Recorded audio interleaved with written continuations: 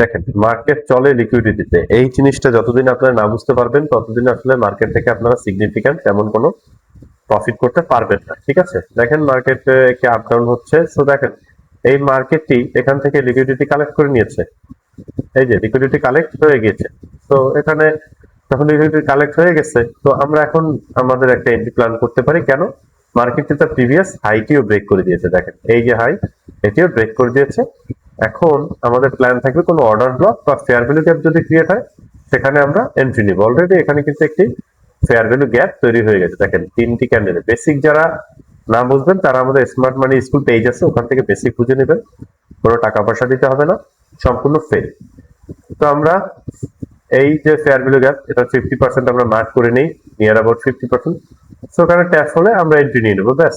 যেহেতু market sweep হয়েছে, market sweep হয়েছে, মার্কেট স্ট্রাকচার ব্রেক করছে। সো আমরা এখন দেখবো মার্কেট যদি আমাদের 50% চলে আসে তাহলে আমরা এন্ট্রি নিয়ে নিব, ব্যাস। আর কি চাই?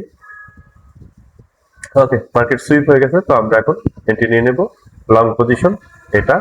আর যে ক্যান্ডেলটি ফেয়ার ভ্যালু গ্যাপ তৈরি করছে জাস্ট ওই ক্যান্ডেলের নিচে 1:2 অথবা 3। Okay, let's C.